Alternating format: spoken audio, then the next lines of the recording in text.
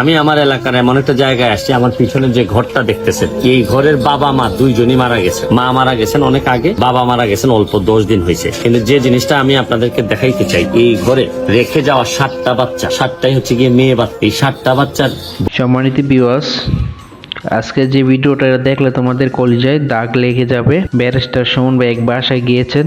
ওই বাসায় যাওয়ার পর দেখে ওই বাসায় 7 মেয়ে, তাদের বাবাও নেই, তাদের মাও নেই।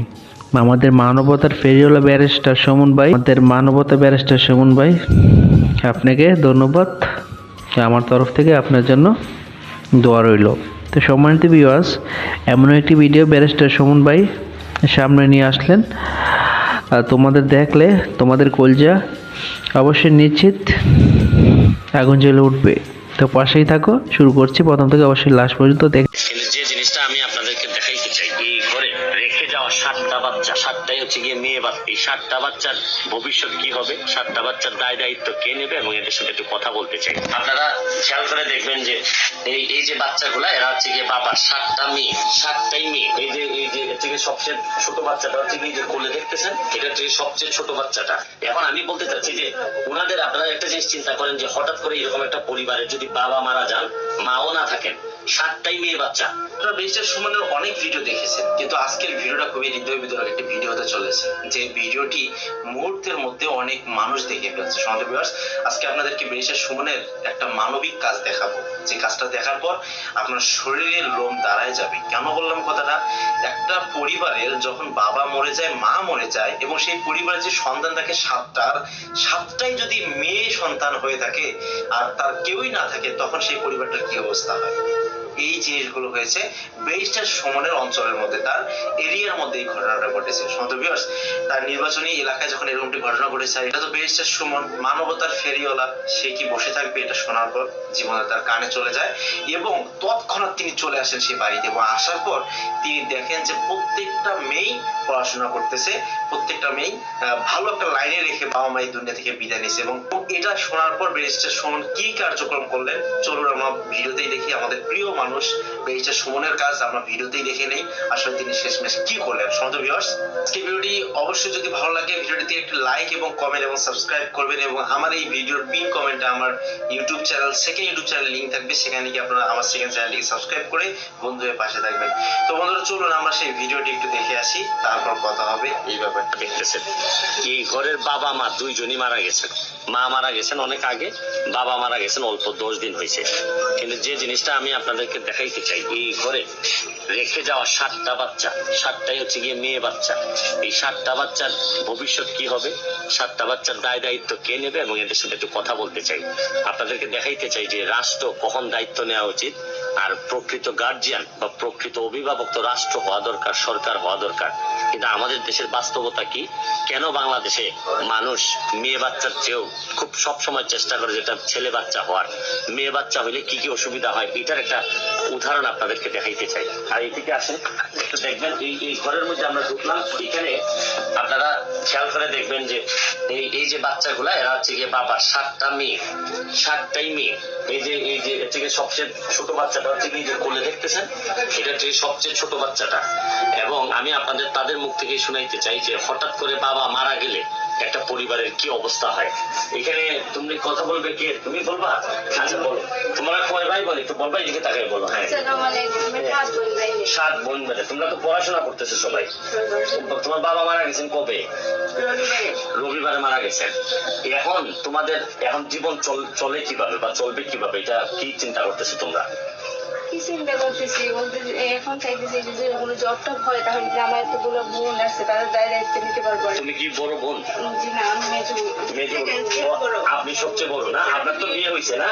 এই 7 জনের মধ্যে শুধু একজনের বিয়ে হয়েছে, আর 6 জনই বিয়ের বাকি, কিন্তু মাও নাই, বাবাও নাই। এই সময়ে যারা যারা পরিবারের অন্যান্য যারা দায়িত্ব নেওয়ার কথা, চাচা মামা, প্রশ্ন আসতে পারে যে তারা কি করেন, তাদের যে কথা জানা যাচ্ছে তাতে এটা আমরা এখন আপাতত বলতে চাচ্ছি না। এখন আমি বলতে চাচ্ছি যে ওনাদের, আপনারা একটা জিনিস চিন্তা করেন যে হঠাৎ করে এরকম একটা পরিবারের যদি বাবা মারা যান, মাও না থাকেন, 7টাই মেয়ে বাচ্চা। এখন এই মানুষগুলোর দায়িত্ব কে নেবে? আমরা যে সোনার বাংলার কথা বলতে চাই, এই সোনার বাংলায় তো কেউ অভিভাবক ছাড়া হওয়ার কথা না। মেয়েদের সামাজিক সুরক্ষা দিবে কে? মেয়েদেরকে পরবর্তী বিয়ের দায়িত্ব নিবে কে? এটা আমার এলাকা। আমি খবরটা পাওয়ার পর এখন এদের যে জিনিসটা দরকার, এদের কিন্তু তোমাদের মুক্তিযোদ্ধা কে? তোমার বাবা না দাদা? ওদের দাদা কিন্তু মুক্তিযোদ্ধাদের নাতনি এরা। তো একটা দেশের মুক্তিযোদ্ধার নাতনিরা যদি দেখা যাচ্ছে যে অভিভাবকহীন হয়, আমি এই জিনিসটা আপনাদের সামনে তুলে ধরতে চাই। আমি আসছি, চেষ্টা করব বিভিন্ন সহযোগিতা নিয়ে তাদেরকে কোনো একটা ব্যবস্থা করা যায় কিনা, কারণ এদের এখন প্রতিদিন চলাই কষ্ট হয়ে গেছে। নিরাপত্তা দেয়া, পড়াশোনা চালানো, অনেকগুলা বিষয় আছে যে বিষয়গুলো এখন ডিসিশন নেওয়ার বিষয়।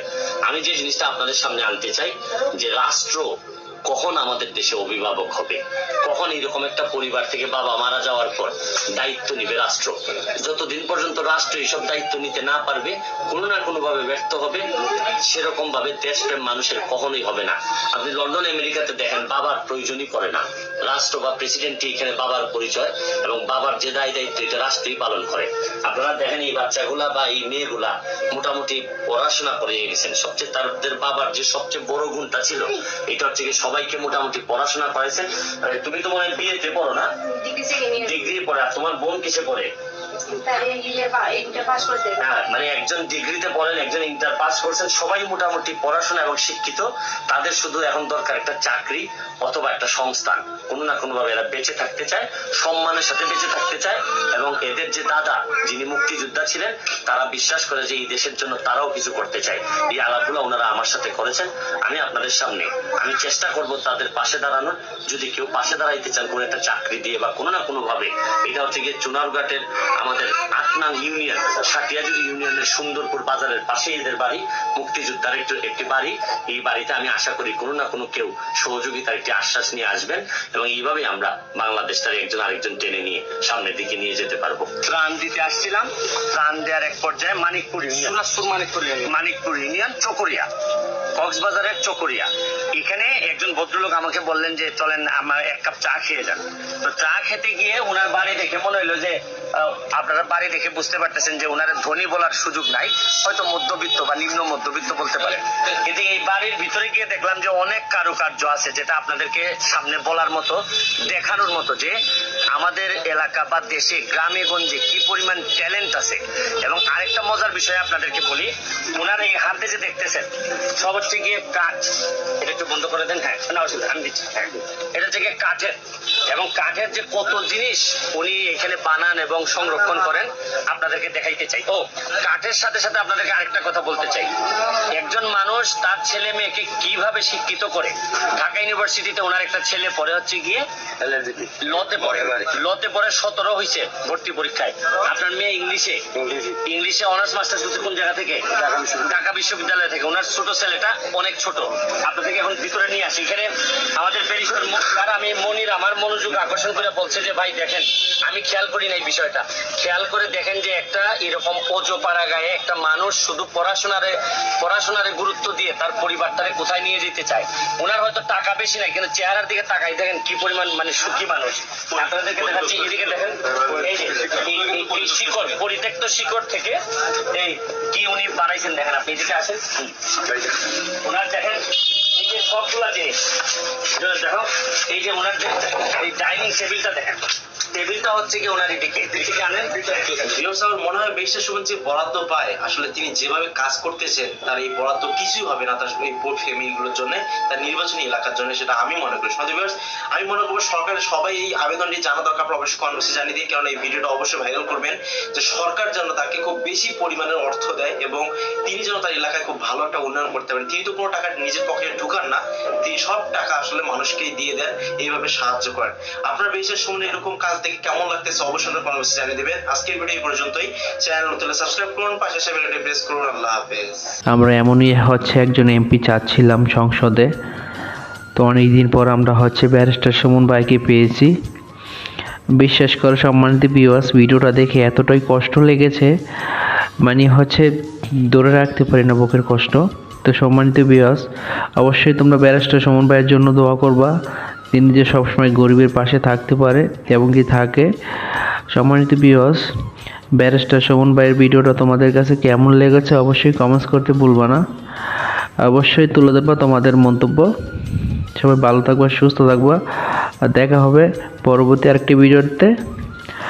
অবশ্যই রিকোয়েস্ট থাকবে চ্যানেলটাকে একটা সাবস্ক্রাইব করার জন্য, কারণ হচ্ছে এই চ্যানেলে নতুন নতুন আপডেট নিয়ে আসি। তোমাদের কাছে যদি সাবস্ক্রাইব করে রাখো তাহলে সে তোমরা দেখতে পারবা। তো সবাই ভালো থাকবা, সুস্থ থাকবা। আল্লাহ হাফেজ।